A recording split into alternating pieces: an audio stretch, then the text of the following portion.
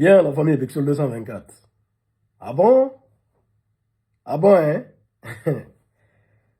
Depuis hier, vous voyez l'information qui circule non, par rapport à ce qui se passe là-bas, là.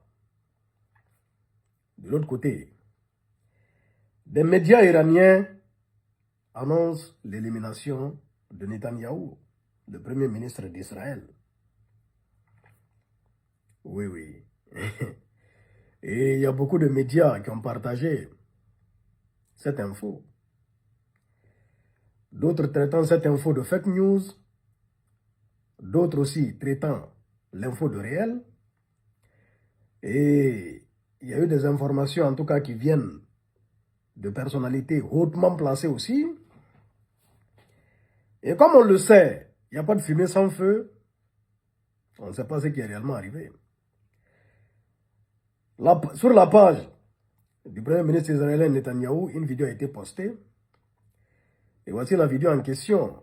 Cette vidéo est traitée comme une vidéo IA de l'intelligence artificielle. Parce que si vous remarquez bien, sur une main, il a 6 doigts. Il y a 6 doigts sur une main là. Regardez bien la photo là. Il y a 6 doigts sur une main. Donc, c'est IA, ce n'est pas IA. Est-il parti? N'est-il pas parti? Point d'interrogation. Si c'est le cas, c'est qu'on va rentrer dans une autre phase de cette guerre. Allez, on va aller, c'est que là, match nul, le ballon au milieu, on s'en va en prolongation. Oui, parce qu'on annonce aussi qu'il y a un ministre israélien qui a été touché par la frappe en question d'un missile hypersonique qui est tombé sur son domicile.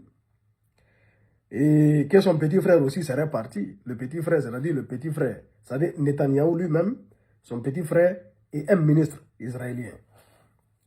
Il serait parti dans une frappe d'un missile hypersonique qui est venu de l'Iran. On attend que l'information soit vérifiée. Mais si on vérifie du côté de l'Iran, là, quels sont ceux qui ont été éliminés par les États-Unis et puis Israël? Il y a le guide suprême. Parce qu'on parle de guide suprême dans la frappe. On parle que du guide suprême. Hein. C'est lui qui occupe, en tout cas, le pôle position de l'information qu'on a. Mais ce qu'il faut savoir, lorsqu'ils ont frappé là, le guide suprême elle était là-bas, il est parti. Sa femme était là-bas, elle est partie. Il y avait la femme de son fils qui l'a remplacé, la Mujtaba. La femme de son fils, hein, qui était là. Il y avait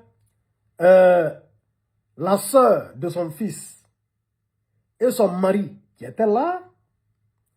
Il y avait sa nièce, c'est-à-dire, bon, la fille de sa petite sœur, de la petite sœur du nouveau guide là, Mujtaba Khamenei, qui a 14 ans, elle était là, hein, et il y avait un tas de personnes qui étaient là. Bon, sans parler des autres dignitaires aussi qui sont partis. Mais, si Netanyahou est vraiment parti, c'est que franchement, les choses seront relancées. Et de la plus mauvaise des manières, très très malheureusement. Et en plus, ce qui est en train de se passer dans le Golfe là, vous voyez, le bordel a été foutu, non? Les États-Unis sont partis. Bon, on ne sait pas, peut-être qu'ils vont, ils vont décider finalement de stopper cette guerre. Mais les pays du Golfe là, ils vont rester dans la merde.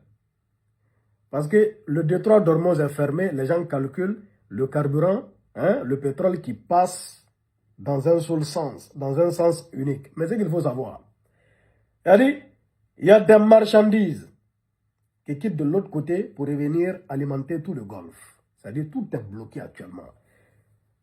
Et le Golfe là, c'est des pays désertiques. Rien ne pousse dans ces pays.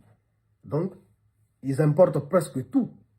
Presque tout, ils importent. Ils ont le pétrole, ils ont les matières premières, ils ont des ressources du sous-sol, mais non pas des ressources du sol.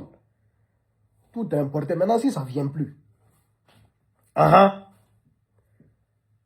vont se retrouver dans la merde dans quelques temps. Vraiment, c'est pourquoi les choses, on sait où ça peut commencer, mais on ne sait pas où ça peut aller. En tout cas, on est là, on observe. Si ça pourrit, ça va sentir. Ça, c'est obligatoire. Donc, si Netanyahou est parti là, on le saura. De la manière dont on a su pour le guide suprême Ali Khamenei à l'époque. Que Dieu sauve le monde. Épisode 224.